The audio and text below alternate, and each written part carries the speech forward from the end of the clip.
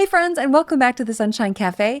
We have been in the middle of our top 5 countdown from 2024, and today we are going to announce the number 1 episode. So stay with me, but before we dive in, I want to remind you that the waiting list is now open for the 5-week online course called Fast, Pray, Heal. The course begins February 25, so sign up today to save your seat. And you can check out the show notes for the link or go to my website at lisaroers.com for the details. It's going to be an amazing experience. You're not going to want to miss it. And here we go. We made it, friends. Today we are highlighting our number 1 episode from 2024, closing out the top 5 episodes from 2024 with a hyper-energizing, hyper-hopeful, hyper-nourishing episode for hyper-healing. We hear about autoimmune issues quite often, but do you realize that there's more than 80 types of autoimmune disease? These diseases affect an estimated 800 million people worldwide, and sadly, that number is growing. Many, if not most, of those 80 types of autoimmune diseases are related to inflammation. In fact, inflammation is one of the key hallmarks of autoimmune conditions, as the immune system mistakenly attacks the body's own tissues, which then leads to inflammation. Now, unfortunately, conventional Western medicine doesn't have a good answer for how best to treat inflammatory diseases. If you've ever experienced one of these kinds of inflammatory diseases, then you're also probably one of the millions who have also either taken or applied to your skin a steroid, as that is typically the first line of defense, especially for early treatment or for flare-ups for these kinds of diseases. So with 800 million people being affected by inflammatory diseases and approximately 50% of those people being prescribed steroids, that means we have as many as 400 million people who are on or who have been given a steroid prescription. But steroids are not a long-term solution, my friends, and people are not given the full story about steroids and how they affect the body. The thing that was haunting my body and making my body sick was not a nutritional deficiency of prednisone or dexamethasone. Steroids can help autoimmune diseases, but if you want to really heal your body, then you need to figure out the root cause and consider hyper-nourishing your body. And that's the topic that brings us to our number 1 episode from the one and only Dr. Brooke Goldner. Dr. Brooke Goldner is the author of Goodbye Lupus as well as Goodbye Autoimmune Disease. And she truly is a hyper-energized force for good as she helps people, really anybody who's willing to listen, reverse their autoimmune issues with her hyper-nourishing protocol. Dr. Brooke Goldner is a generous and genuine soul who not only has a wealth of information on her website, goodbyelupus.com, but she also frequently hosts free Q&A sessions on her social media where she'll give you the answers to your questions with an authentic desire to not just tackle a symptom, but she truly wants to help you heal. So, with no further ado, here is our 2024 Top 5 Countdown number 1 episode, Reversing Disease by Hyper-Nourishing with Dr. Brooke Goldner. Let's dive in. Welcome to the show, everybody. I am so excited to have you again with us today. This is Lisa, of course, from the Sunshine Cafe. And today I have a very honored guest. I'm very excited to have Dr. Brooke Goldner with us today. Brooke has been a part of my journey. I affectionately call her Dr. G, as do a lot of her clients. But Dr. Goldner has been a big part of my healing journey when I was trying to heal from autoimmune disease. And she has one-on-one handled more than 4,000 people, working with them individually to leave a wake of healing in her rearview mirror. And so she is just a beautiful soul. She has such a personable and approachable way about her that you're just going to really be encouraged when you hear her story and what she has to share today. So I'm really glad that you tuned in for this episode. Dr. Goldner, thank you for being with us and welcome to the program. It's my pleasure. Thank you. So I know a lot about you and you have so much information out there. You've been a speaker and you have been really across the globe have affected lives left and right. But let's just pretend there's some people on our show who haven't heard about the amazing things you have done. Could you tell them a little bit about how you got to where you are and maybe a background of your story? All right. So background on who am I and why am I here? So before I was an author or a speaker or even a doctor, I was a patient. and I was diagnosed with an autoimmune disease back when I was 16 years old.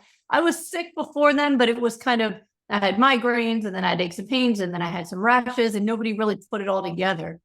But at 16 years old, finally, I was diagnosed with a disease called lupus. And so lupus is an autoimmune disease that can really impact any organ of the body. And back when I was 16, I was considered young for it, although I've helped people as young as 2 reverse autoimmune disease now. But back then, I was still young. That was 30 years ago. And not only did they think the lupus was causing the rashes and the arthritis and even the migraines, but they also discovered that I had kidney failure.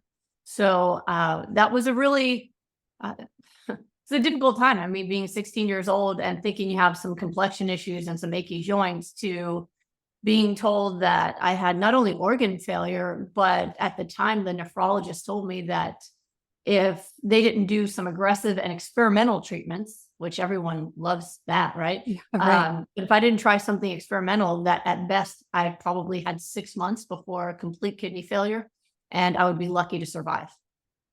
So that was not a hard sell in terms of medicines. Like, she might be dead in 6 months, or you can try this experimental treatment. Because back 30 years ago, we didn't even have all the medicines they have now, the Plaquenil and Cellcept and all the other things. Although there's a lot of people where they still fail those medicines. Even Selena Gomez, obviously financially, has access to all the medicines, and fancy doctors still needed a kidney transplant, right? Yes, so right. It's a very aggressive and scary disease. And they started me on super high doses of steroids every day and 7 different other medicines. Some of the medicines were for the lupus, and other medicines were to stop me from getting sick from the other medicines. So the experimental treatment they put me on was Cytoxan chemotherapy. And the purpose of that was, at the time, they saw that chemotherapy being used for cancer, one of the side effects is it shuts down people's immune systems. And it's why before COVID, when you saw someone with a mask on, usually it meant that they were on chemotherapy, they had low immune systems, and they were wearing a mask because a flu could kill them, a regular cold could kill them. Sure. So I remember the scariest consult calls I had when I was a medical student was somebody from the cancer ward with a fever. It was just because you knew they had no immune system. Oh my, right? So they thought, well, since lupus is an autoimmune disease where your own immune system is attacking your kidney, what if we intentionally shut off the immune system to save the kidney? And so that was the theory. And it's effective. Not in everyone. Like I said, Selena Gomez had chemo. It didn't help, but I was the one they tested it on. And at the time, they didn't know how much to use or how often. So usually nowadays, it's a targeted approach, a few sessions over a short period of time. I had it for 2 years straight.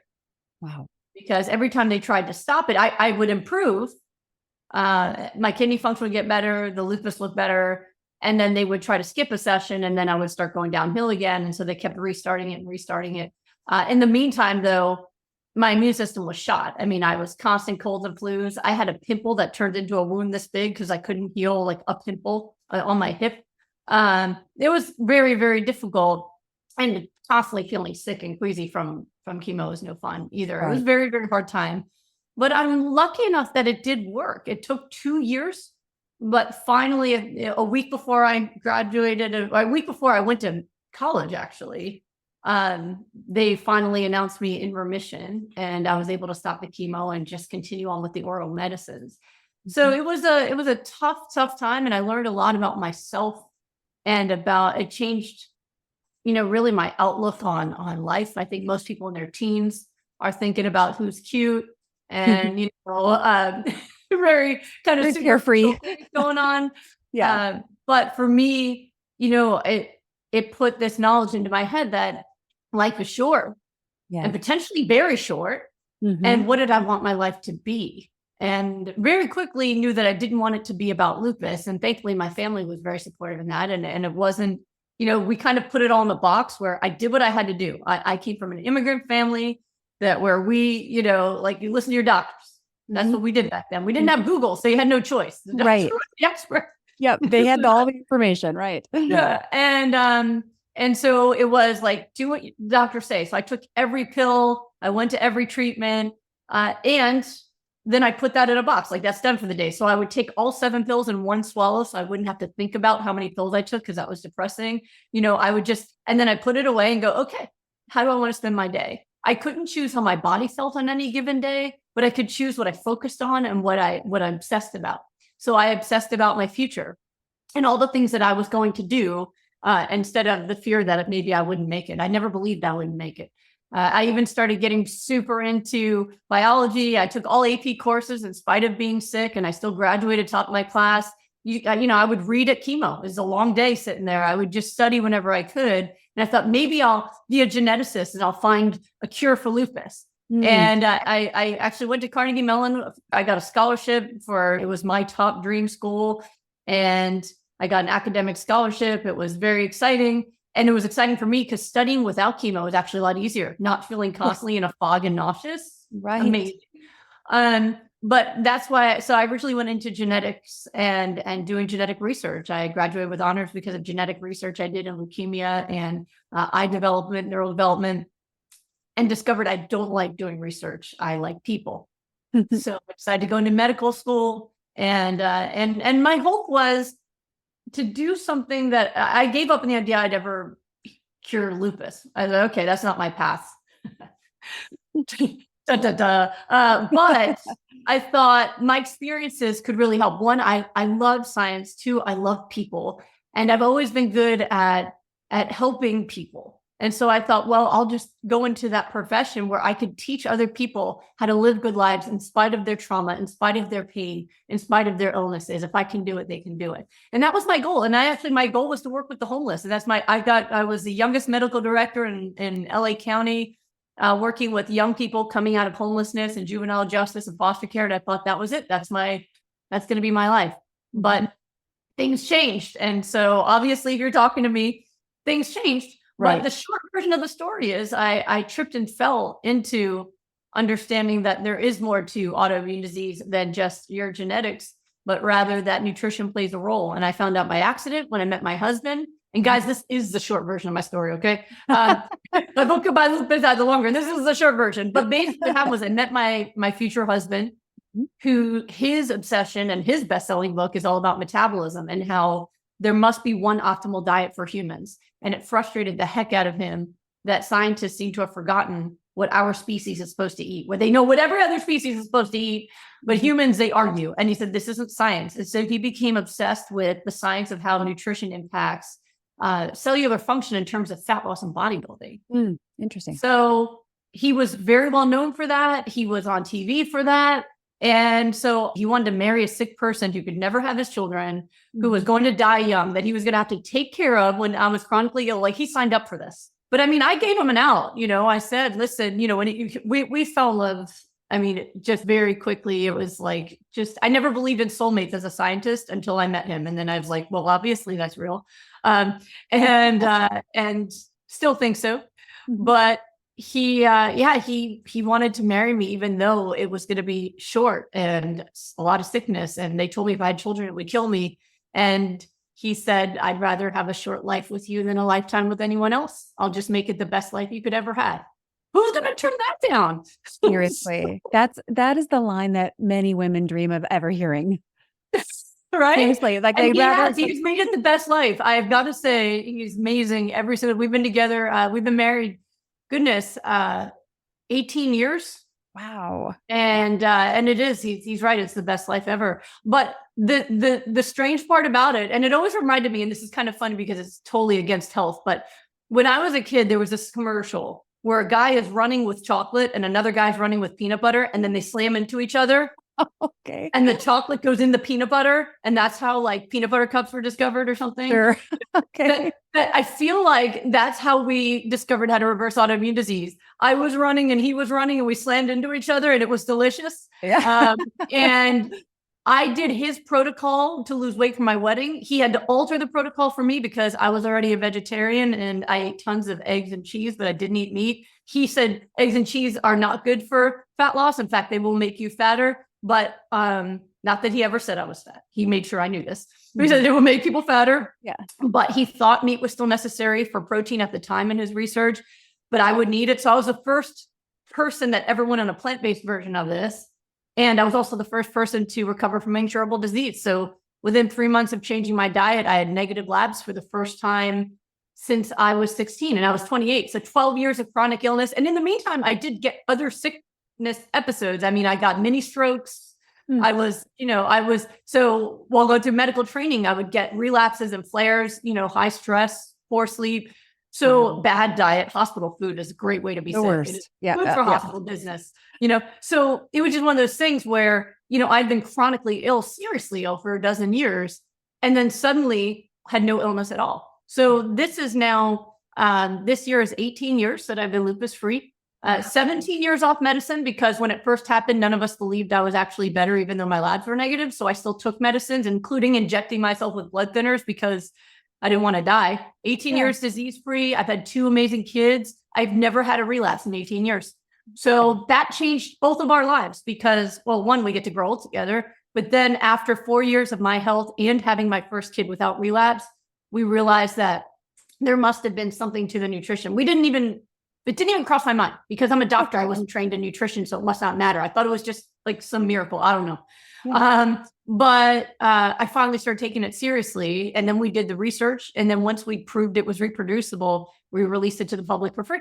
And so that's how I became known. And at this point, people all over the world have done my protocols just off of my free content, classes, Q&As, or they read my books and have been able to reverse their diseases effectively. I mean, I work with people directly too, but my goal is to make as many people able to do it without me as possible, because, I want you to be able to live your life. And as my husband says, he wants you to have your wife. So yeah, exactly. Life and the wife. And you know what? That's one of the things that I think really draws people to you, Dr. Goldner, the fact that you are so approachable and I think you've said this many times, that one of your missions is to just help as many people as you can, which is a unique and an awesome goal to have, because I think a lot of people in the medical field kind of get a bad rap for just wanting to just make as much money as they can and then get out.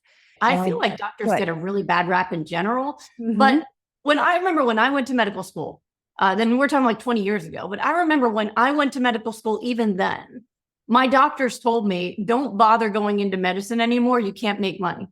Okay. So he's there. And I was like, well, I'm not doing it for money. I mean, you can make a living. Yeah.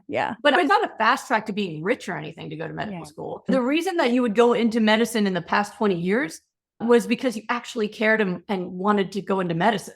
Right. Back before then, the previous generation that's already retired, they basically had an open blank check. Nowadays, no way. They don't pay anything. And they tell you how much time you have to see a patient. So doctors I know now, they went into it to help people.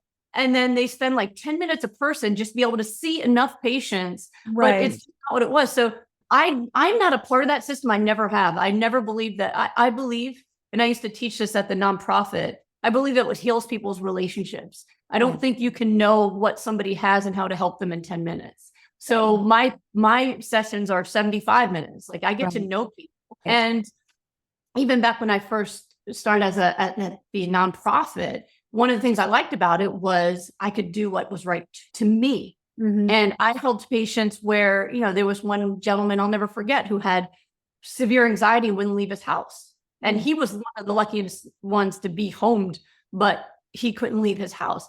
And so rather than having him dragged to see me once a month for 10 minutes and prescribing medicines, I would go and see him and sit with him in his room while he played video games. And then one day when he trusted me enough, I took him to Subway. And it was his first time ever ordering something. And I stood by his side and then I helped him order his first food. And then I got him to the beach. And then I finally got him to come with me to the clinic. And by the end of that year, his brother was a truck driver and he went on a cross-country trip with his brother and got to see the whole country. Wow. So to me, I wanted to do what worked for people. And what works for helping people recover is really getting to know them, creating trust, creating real relationships. So I've always been out of that system. I've always stubbornly refused that I'm not going to help someone in 10 minutes. I just won't do it. I want to really connect with people and truly help them. So but that is a rare thing that I've been able to navigate that for myself. And then I created my private practice where obviously I can do what I want. But it is difficult. Most doctors I know, there's very high rates of depression, anxiety, suicidality, because they feel like they're not helping people. They went through all this schooling and all this money to save lives and nobody gets better. Right. Well, and on top of that, like you said, they're forced into this system where they only have this short little bit window to get to know what the patient, and the patient has to, in 10 minutes, maybe 15, spit out exactly what's happening in the key events that are working in their No, life this is and what they not do. working. They check your labs and Yeah. they're like, maybe it's this. Here's a pill. Let's see you in Right. 2 months, see what happens. And And that's- so yeah. why it takes years sometimes for people to get diagnosed, because they can't even get their story out. The doctor doesn't have time. They're doing their best. Whereas I solve problems all the time in one visit. Because I always ask people, tell me your story. And I sit back and I listen. Yeah. I just listen to the whole story. Tell me from your childhood till today what your health has been. And for most people, that's the first time. I've had people cry just from that. It was the first time anyone just listened. Mm-hmm. And usually I can figure it out and be like, this isn't a new thing. This is the childhood constipation, which led to that eczema. Okay. Now that led into having these thyroid condition. All right. These are all connected conditions. You've had this thyroid condition that's autoimmune, and that's led now into this chronic arthritis that you're having, which is not some new thing, but a result of untreated autoimmune disease. Like your body tells a story. Yeah, it's all When you connected. sit and listen. Yeah, all connected from the very beginning. Yeah, we don't just immediately get sick. It's not a light switch. Yeah, we slowly dig that hole. And I love how your protocol is so good about teaching us how to undig that hole and to slowly move to the other side. How to climb out, right? I'm on the outside, like, hey guys, up here, and that's why I do my free Q&As every week and everything. I'm like, hey, over here, come up here. But yeah, it's difficult. And I would say it's not a light switch, it's like a storm, right? You have the temperature, and you have the winds, and you have the elevation, and there's so many different, the humidity, right? A storm doesn't happen out of nowhere. There's multiple factors that come together to create it. Same thing with illness. You have your genetics, yes, but something has to trigger that, right? And so that's when you get nutrition and stress, trauma, sleep. There's so many things, that infections, there's so many different things that come together to finally create a storm that we would call disease. Right. And you can reverse it. If you weren't born with it, you can reverse it, but we have to address all these different areas. And we often have to be more aggressive to get rid of that storm and to calm it down than you ever would have had to be to prevent it. That's why our protocol is called Hyper-Nourishment. It's a nutrition overdose. In the nutrition, I know, optimizes cellular repair and immune function, but by the time you're sick, you need an overdose. You've been starved for these things for decades. We can make a rapid change in how you feel with that overdose state, especially if you combine the stuff that's in my second book, By Autoimmune Disease, which is all about the mental stuff, right? The depression and the trauma and the stress and all that stuff. Oh, look at that. The book there. But that book I wrote because if you couldn't read Goodbye Lupus and just do it, right? That was all about my story and the nutrition. Then there's other stuff going on and we have to address it, right? So I'm always trying to fill in the gaps for people and give them the next thing that they feel like they're missing. Because again, my goal is that you can be free of this. That chronic disease is something that's man-made and we can undo it, but we have to focus and we have to be committed to it. And a lot of the things we have to do to heal are things that we need, our soul needs, like sleep and working through stress, nourishing ourselves properly. And people need to commit to that process. But I find my hardest job is getting people to act on the information. Exactly. I was just going to ask you about that, because it's the first step is really that mental shift, that mental focus, and really getting ourselves to do that. I want to kind of back up a little bit, because when you were young and they gave you that diagnosis, and I've heard some of the things that the doctors had told you about what you were and were not going to be able to do in life, and how much life you were and were not going to have. Do you have any sense for maybe our listeners, what was it that kind of kept that spark going and gave you the mental focus to be able to just keep pressing on for whatever days you had on this world? Goodness. I think there's multiple parts. I mean, some of them is who I am. I think there's a part of our personality that we're starting with, but more of it, I think, was how I was raised. So I had the luxury of being raised in safety. My family was refugees from World War II. My grandparents are Holocaust survivors. My mom was born in Poland after the war. So the fact that I got to be born free and safe with family that was kind, and I never felt threatened in my own home. It was actually a quiet, peaceful home. Like I actually have zero memories of my father ever yelling. Nice. People are shocked by that. Like they just think old dads yell. No, my dad talked to me about things. Nice. We discussed things. Yeah. So I got to grow up in a place where I felt safe. And so I didn't have that kind of trauma. A lot of times when people don't grow up feeling safe, they're always on the lookout for things going wrong. And so even a diagnosis is proof that life is bad and bad things were coming. But when you get to grow up safe, then you can have a belief that things will work out. When I work with my patients and I help people reverse anxiety disorders, I always help them with that. A lot of them, they became anxious as children. And I always tell them the most important pivotal milestone of childhood is safety. My kids are able to develop in an optimal way because they're not scared of anything. Their home is safe. Their parents are safe. They've never been hit. There's nothing bad that's going to happen there. We don't talk about, things that are scary. You don't talk to your kids about money situations or, and if that's the case, they can fantasize and dream and believe, right? Yeah. So I had the incredible gift of having that. And I really believe it's one of the reasons why I'm really good at helping people heal from anxiety and trauma.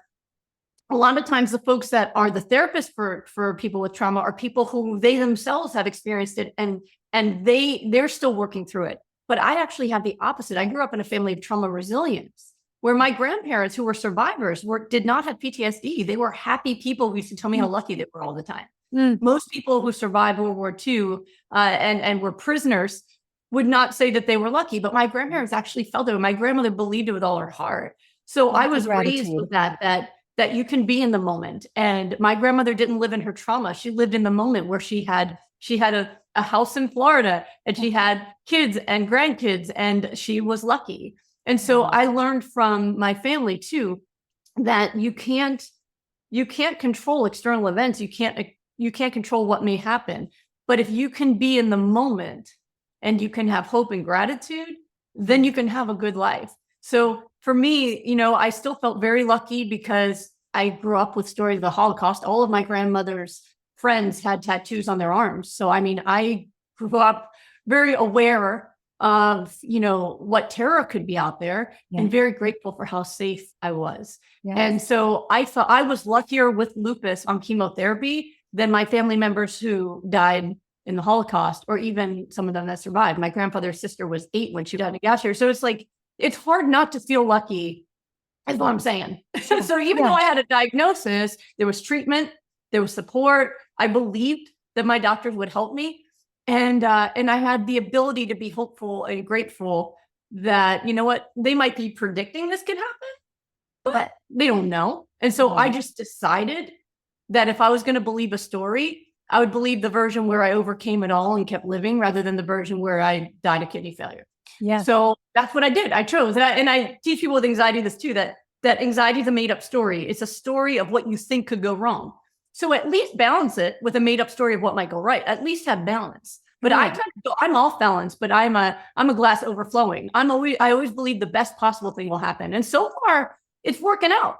I had someone recently tell me that I was unlucky because I've been through so much. They're like, gosh, you've been through so much. You're so unlucky at 16, kidney failure. You're having mini strokes in your 20s. Like, you've suffered so much. And I was like, what? I didn't even think about that. I'm always like, I thought of myself as a comeback kid, no matter how sick I ever got. So even when I was sick and I hadn't recovered, I still felt lucky because I was always beating the odds. Every time they're like, oh no, like it was always scared I was going to die. And then I didn't. And so for me, I was like, I must be the luckiest person ever. There you go. So it's just a choice. So yeah, I think there's a lot of reasons to it, but I credit my family the most. My grandmother is my role model, that if she could be happy and she could be grateful and she could be lucky, then anybody can, and I can too. Yeah, that's absolutely beautiful. I just love that. I love the joy. I mean, for those of you who can't see Dr. Goldner's face right now, she's just glowing. It's like, and I think that's a good tool.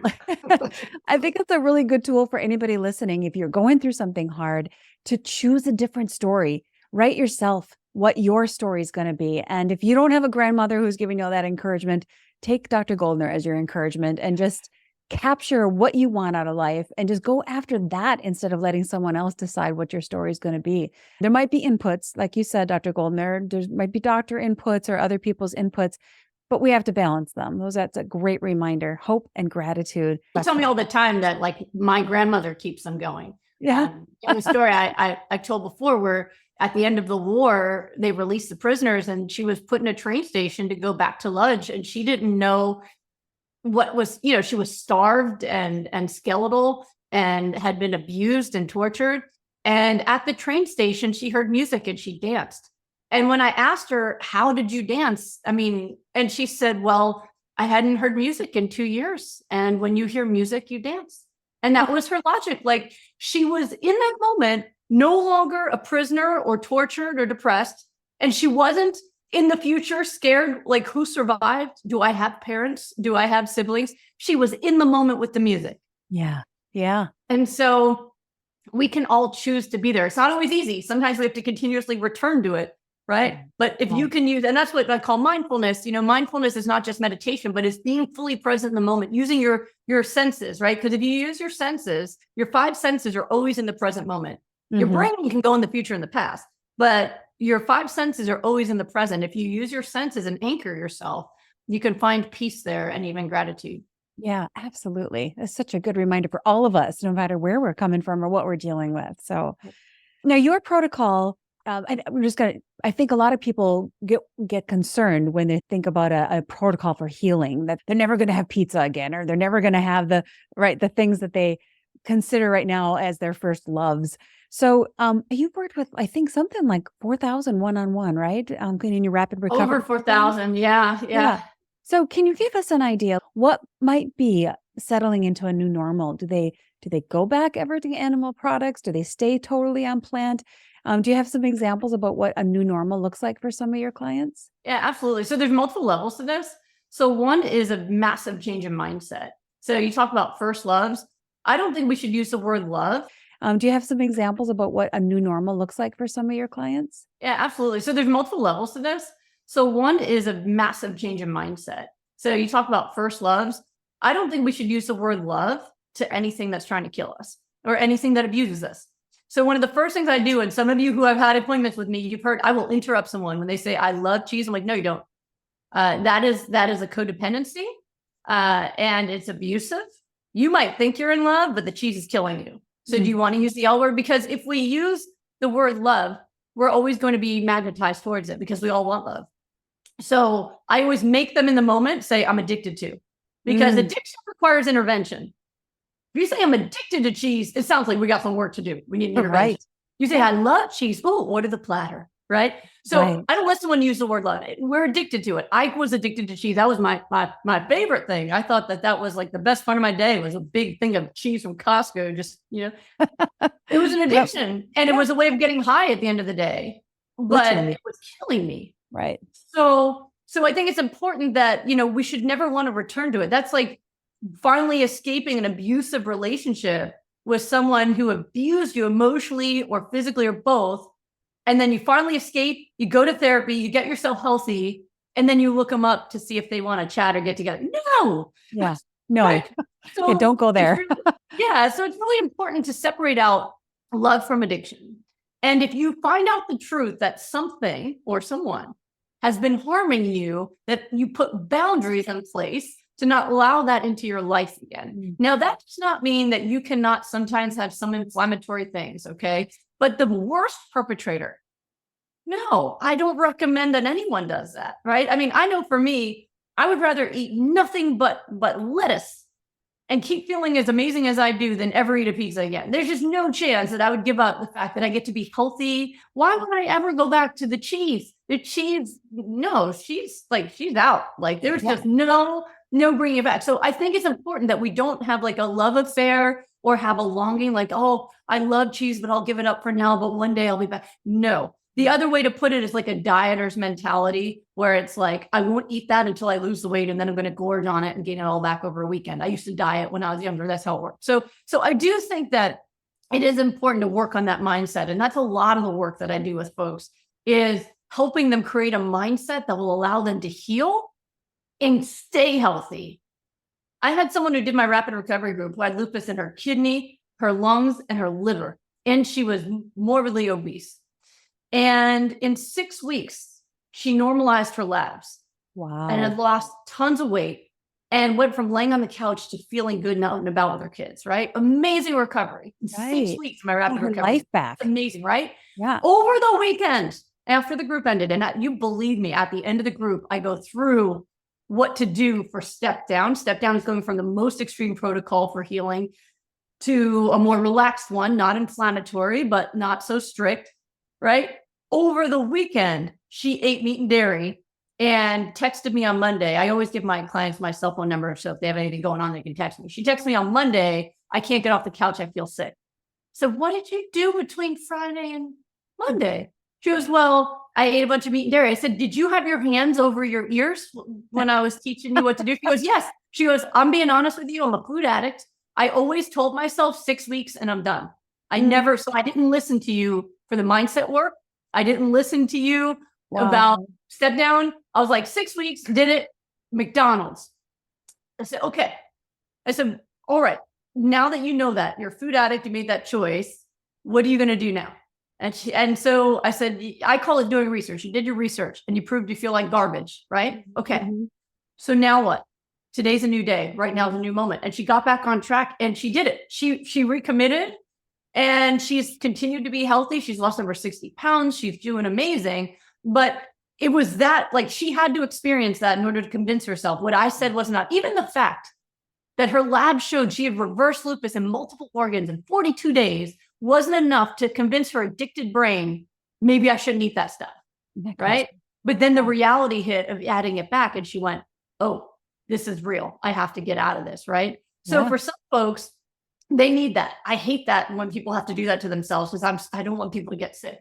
But I have seen that most of the time people go through that process, they're ready to go. I mean, on the daily basis in my rapid recovery group, they're watching me multiple times a day to work through that mindset, to work through anxiety and trauma, addictions, all of that. And so most people by the end of it are like, I could be a raw vegan forever. Like, I'm so happy. I feel so good, but it is possible to go blah, blah, blah, and just eat and quit. Right. But most of the time, that's what it is that it takes for people to be able to finally change their mindset, is continuously working on that daily. So if people are doing that on their own, I always tell them that, every time you see unhealthy food, I don't even call it food, unhealthy food, or like drugs, I call it, that you tell yourself, no, that is addiction and that is disease. And I don't want that, right? Rather than, ooh, that looks so good, I wish I could have what I love. So I just had to say that and get that out of the way. Now, in terms of the longer version of that question, what I had found for myself and for my clients is that if you follow a process where so the hyper-nourishment protocol is really about what you add in order to get yourself healthy. And I have a lot of resources for that. I have classes online right now where you can learn all the details and why and all that, but it's about adding what you need to recover. So shorthand would be cruciferous vegetables and dark leafy greens, omega-3 fatty acids from flax and chia, getting enough water intake. These are things you add to optimize the health of your cells, your ability to repair damage, and to have your immune system work. For some people, adding that to their current diet is all they need to do. Depends how unhealthy your diet is. For many people, they have to be really hardcore and strict. That's what I call the Goodbye Lupus protocol, where you only eat the foods that help you heal until you're well. Once you're well, now you can relax a bit. So when people are well, what I recommend to maintain good health is you do a hyper-nourishing plant-based diet that can include raw foods and cooked foods. So that's what I do. I mean, you can have smoothies and salads and all the raw foods. And then if you want to have cooked foods, you can have cooked vegetables, different kinds of beans, quinoa, millet, barley, steel-cut oats, stuff like that. So a fairly diverse plant-based diet. I recommend people stick to high raw. That's what I've seen be best for maintenance and also for energy, for resistance to infections, things like that. The nutrients are where it's at. It's why I'm always kind of hyper. I'm very, very nourished all the time. Right. And a lot of people don't realize when you cook, the quality of the food degrades while you're cooking it. So that's what Dr. Goldner is talking about. You want them raw, so because you get the most bang for your buck that way. Yeah, I'm super nourished. I probably don't need to have as much raw food as I do, but I don't like the feeling of cooking. When I have something cooked, it's always at dinner time because at that point, I don't mind if my energy goes down. I have to sleep. Right. But during the day, like, I'm just living off my smoothies and just jamming on that. And it feels really good. So a high raw plant-based diet, that is great for disease prevention and it's great for health maintenance. Now, once someone's been healthy for 6 months or more, I usually say, okay, if you've been healthy for 6 months or more, no relapse, no symptoms, feeling wonderful, you can now tolerate some inflammation. So at that point, it's kind of like, if you just had, I remember I was here for Hurricane Harvey. I'm in Houston now. Right after the storm, the hurricane passed, but it was still raining. And that created more flooding, right? So sometimes when you first got better, you still have to be careful that you don't do anything that's going to worsen your symptoms. So you don't want to add any junk facts like that when you add it back to the animal products, right? Sure. But after 6 months or more, people can tolerate some inflammation. So I call that recreational eating, like recreational drugs. You do it to get high. But for my clients who have been out healthy for 6 months or more, I have some people who have been healthy for a decade, that they find that they can do a plant-based diet, high raw, and maybe 1 or 2 items a week that are inflammatory. I recommend people stay away from the animal products because I've seen that get people sick too often. But it might be like vegan junk food, like a donut or a or a glass of wine or a beer or an Impossible Burger. Those are not healthy things, but a healthy body can tolerate it here and there as long as that's not your main food that you're having all the time. Got it. Got it. Okay. Wow. Great. Well, there's just so much goodness in there. And I just think, once you change the gut bacteria, once you change your taste buds and you change your habits, you can and you do get to a point where you actually do start craving things that are good for your body, and your body is ready and open to receiving it. So absolutely. In the beginning, cravings are bad. Cravings usually peak by the 3rd week. And so for a lot of people, once they get to week 2, they quit because they're like, all I can think about is junk. Yeah. I just can't live this way. But they don't realize if they could stick with it for a month, those cravings really tend to go away. And then you start craving good things. Right. So, yeah. I was born in the 70s, so I remember being a kid in the 80s when they finally started to tell the public that smoking was actually causing cancer. That kind of came out then. My parents were both smokers. And then the secondhand smoke data came out and they quit. They went to a hypnotist actually, and they quit smoking for me because they didn't realize it could hurt me. Right. And so I remember after they quit, all of their friends smoked and they were constantly talking to them about quitting. And they even dragged some people to the hypnotist with them, but they were constantly saying how bad it smelled and how gross it is. And I always heard their friends say, the worst non-smoker is an ex-smoker. So it's one of those things where they went from addicted to disgusted.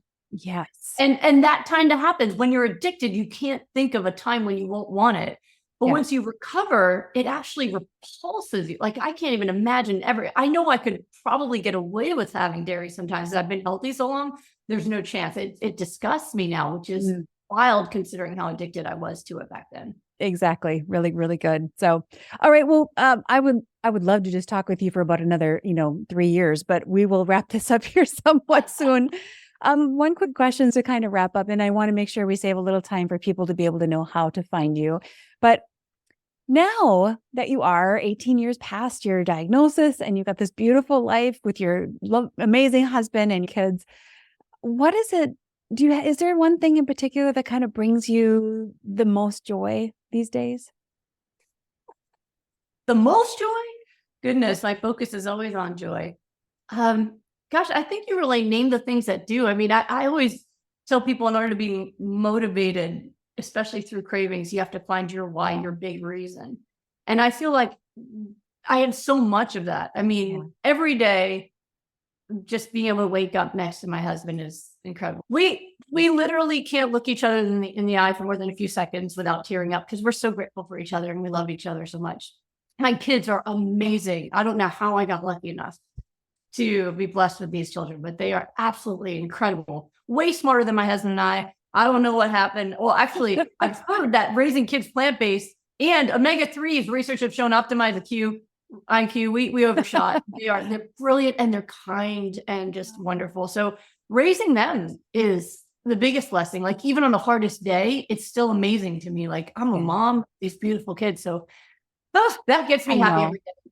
Yeah. Being able to have a job where I not only help people, but I can help give them back their lives so that they can live their dreams rather than be stuck with illness and despair. I mean, it gets me going every day. Yeah. Being able to give service for the people who can't see me and be able to do my Q&As and connect with people around the world. I just feel like it's a dream. My whole life is really a dream that I get to be in this place where everything that I've ever been through, everything that I ever suffered through is now a gift for other people's lives. I don't know. I just wake happy and grateful every day. It's so true. So true. And it just, everything that you went through, you're using to help someone else. And then, and that whatever was intended to be used for evil, you're turning it around and using it for good. So that's beautiful. Well, I tell you what, that beautiful soul of your grandmother's is a living legacy through you. With her optimism is glowing now through you and is affecting so many lives. And it's just so fun to see you use that for good. Really, really exciting. Let's tell people where they can find you because I know they're going to want to. Okay. So, first of all, if you're on any kind of social media, I'm there pretty much every day. So Instagram, Facebook, if you look up Goodbye Lupus, at Goodbye Lupus on Instagram, or Goodbye Lupus by Brooke Goldner MD. But if you look Goodbye Lupus, you'll find me on Instagram and Facebook, YouTube, same thing. GoodbyeLupus.com is my website. I help people with all different kinds of illnesses, but Goodbye Lupus is my story. So that's GoodbyeLupus.com. I have online classes where I teach my protocols, and every once in a while I put them up for free to just kind of encourage people, go watch and learn. So if you're listening to this now, go to GoodbyeLupus.com, watch the classes. Every Wednesday on Instagram, Facebook, and YouTube, I do live Q&As for the public. I do it every Wednesday at 12:30 p.m. Pacific time. And it's just so people from the public can get support, encouragement, answer questions, everything I can do to help people for free, I do, because I really want this to be just something that becomes common sense for people and they have access to the information and to me. And of course, if you actually want my help and you're struggling with food addiction, or for people who have organ failure, I really recommend they work with me directly. People with kidney failure, heart failure often can't do the nutrition the way I just teach it generally because it could cause really massive issues, electrolyte imbalances, all sorts of problems for people. So I have to adjust dosages of nutrition for people. Sure. Yeah. So GoodbyeLupus.com, you really have all the resources between the classes and appointments and other things for people. And for free daily support, all my social media is the way to go. Wonderful. Wonderful. Well, I highly encourage people to go out there and find those videos.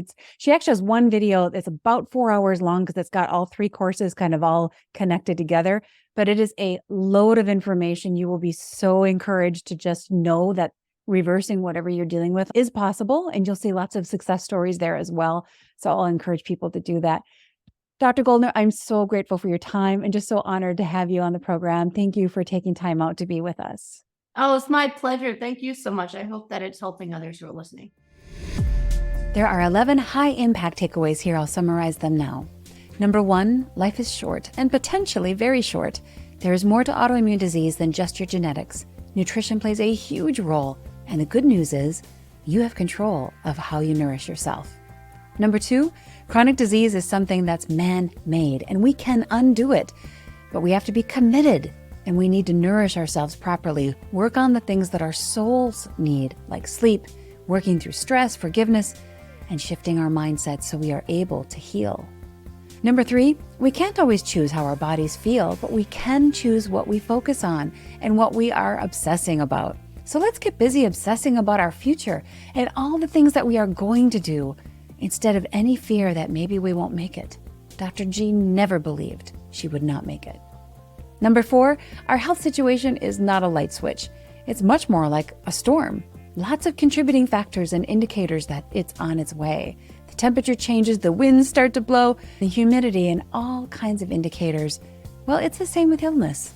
Nutrition or lack of, high stress, trauma, sleep, infections, and more all come together to finally create the storm that we would call disease. Number 5, Dr. Goldner's positive outlook, her energy and strength is part of her personality and partly how well nourished she is, but it's also part of how she was raised. Giving our children a safe space, quiet, peaceful home where they never feel threatened, well, that's a gift that will help them every day of their future lives. Number 6, if you currently have a diagnosis, a treatment, you've got support, and you believe that your doctors are helping you, that's wonderful. Be hopeful and grateful for that. But if they're giving you a dismal prognosis in the process, remember they don't know. So decide if you're going to believe a story, then believe the version where you beat all the odds and you overcome it and keep on living and enjoying a beautiful, full life. Decide what you want out of life and just go after it instead of letting someone else decide what your story is going to be and how your story is going to end. Number 7, speaking of stories, anxiety is a made-up story. It's a story of what you think might go wrong. So at the very least, balance that story out with what might go right. At least have balance. Write yourself a letter and redefine what your story is going to be. Number 8, while our brains can go into the future, your 5 senses are all right here in the here and now. So use your senses to anchor yourself, and there you'll find peace and gratitude and even joy. Remember Dr. G's grandmother. She didn't live in her trauma. She lived in the moment. No, you can't control external events. You can't control what might happen. But if you can be in the moment, you can have hope and gratitude, and those things will give you a good life. Number 9, Dr. G told us about the importance of shifting our mindset and to stop saying we love food, especially a food that is abusing you or worse yet, trying to kill you. That unhealthy food is just like a drug. We don't love unhealthy food. We're addicted to it, and it's creating disease at a truly alarming rate. Once your body changes, your gut and your taste buds change, the cravings you feel right now are completely unavoidable, will go away. When you're addicted, you can't think of a time when you wouldn't want the thing you're addicted to, but once you recover, the item you once were addicted to will actually repulse you. Number 10, in order to find motivation for healing, you need to define your why. Why do you want to heal? So get super clear on the reasons why you want to heal, why you want to beat the cravings and stop the addiction. If your why is big enough, compelling enough, changing your life becomes easier and easier. And number 11, finally, when you hear the music, dance. Just dance. That's it. Be in the moment and dance. Thanks for joining us for this episode. And if you enjoyed the content, please take a moment to share it and consider writing a quick review right here wherever you're listening or watching this episode. Also, stay tuned for more information about my next round of Fast, Pray, Heal, where we learn about the ancient tool of fasting in its various forms to find breakthroughs we never realized were possible. For more information and to sign up for the waiting list, please head over to my website at lisaroers.com. Thank you for listening today. God bless and have a great week.